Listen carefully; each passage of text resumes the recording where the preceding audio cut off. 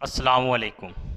जैसा कि बच्चों आप लोगों को पता है कि ऑनलाइन क्लासेस का आगाज़ हो गया है, तो इसमें आज मैं अपना फ़र्स्ट लेक्चर फ़िज़िक्स के अबाउट देने जा रहा हूँ। फ़िज़िक्स में आज हम लोग जो सबसे पहले चैप्टर स्टार्ट करने जा रहे हैं, चैप्टर नंबर 2 है, जो कि काइनेमैटिक्स के हवाले से है। तो काइनेमैटिक्स में इस बल्कि तमाम चैप्टर जो ऑनलाइन हम देंगे ये बिलखुसूस 9th क्लास के लिए हैं। तो इसमें इंशाल्लाह हम लोग शॉर्टकट वीडियोस बनाकर आपके पास सेंड कर रहे हैं। तो ज़्यादा लंबी तफसीली बातें नहीं करेंगे, बल्कि शॉर्टकट सिलेबस के हवाले से कि आप इसको कैसे तैयार कर सकते हैं वो हम इंशाल्लाह आपको गाइडलाइन करेंगे। तो सबसे पहले चैप्टर नंबर 2 में जो सबसे पहली डेफिनेशन आती है वो है rest. Rest, a body is said to be a rest if it does not change its position with respect to its surrounding.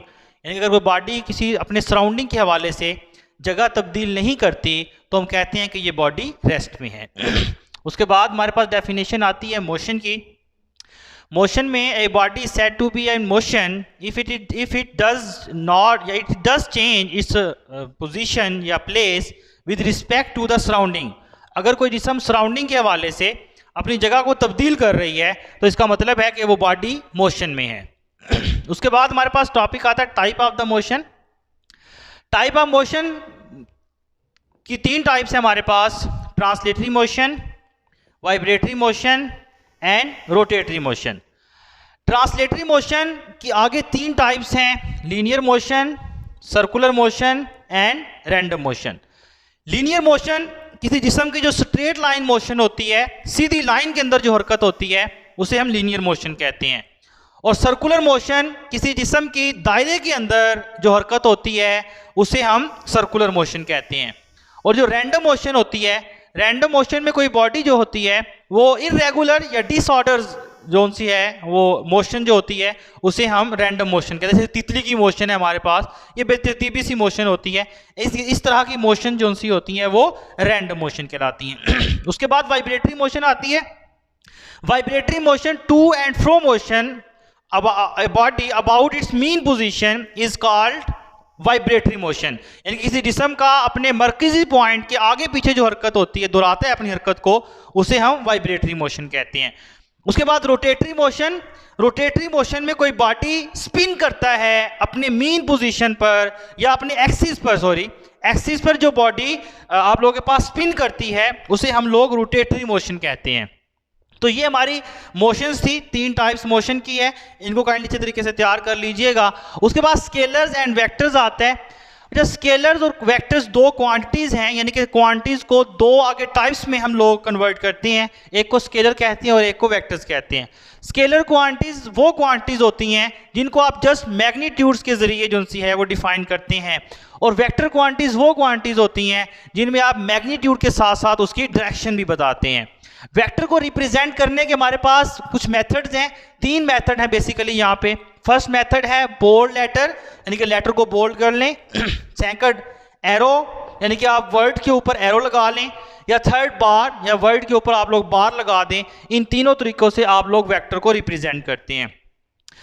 उसके आगे टर्म्स आइसोलेटिंग विद मोशन हमारे पास टॉपिक आता है। इसमें हमारे पास 3 बेसिक टॉपिक्स हैं, एक पोजीशन, डिस्टेंस एंड डिस्प्लेसमेंट में डिफरेंस, स्पीड एंड वेलोसिटी में difference, uniform speed and uniform velocity. First of all position है। जब पोजीशन किसी बॉडी को किसी रेफरेंस पॉइंट से बताना, यानी कि एक जिस्म आपने किसी जिस्म के बारे में बताना है तो उसको किसी रेफरेंस पॉइंट से बताना पोजीशन कहलाता है।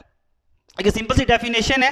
उसके बाद डिस्टेंस एंड डिस्प्लेसमेंट। डिस्टेंस होता है 2 पॉइंट्स के दरमियान जो लेंथ होता है, टोटल लेंथ, टोटल फासला, उसे हम डिस्टेंस कहते हैं। और डिस्प्लेसमेंट 2 पॉइंट्स के दरमियान जो स्मॉलेस्ट डिस्टेंस होता है, कम से कम फासला, उसे हम डिस्प्लेसमेंट कहते हैं। उसके बाद स्पीड एंड वेलोसिटी में डिफरेंस। स्पीड जो सी होती है वो किसी जिस्म का वक्त के हिसाब से जो फासला तय हो रहा होता है उसको हम स्पीड कहते हैं। स्पीड का फार्मूला यहाँ लिखा हुआ है, speed is equal to distance over time, यानी कि d/t। इसका यूनिट हमारे पास मीटर पर सेकंड है। और जो वेलोसिटी होती है, वेलोसिटी दरअसल डिस्प्लेसमेंट ओवर टाइम, यानी कि डिस्प्लेसमेंट में तब्दीली की शरह हमारे पास वेलोसिटी कहलाती है। इसका फार्मूला भी सेम वही है, d/t, और यूनिट भी ms-1।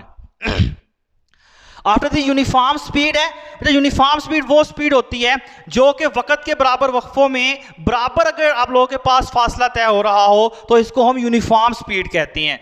और ये वक्फे जितने मर्जी छोटे हो जाए कोई मसला नहीं है, लेकिन वक्त के बराबर वक्फों में बराबर फासला तय होना चाहिए। और यूनिफॉर्म जो वेलोसिटी है ये भी वही डेफिनेशन है कि वक्त के बराबर वक्फों में अगर इक्वल डिस्टेंस डिस्प्लेसमेंट कवर हो रहा हो तो इसको हम यूनिफॉर्म वेलोसिटी कहते हैं।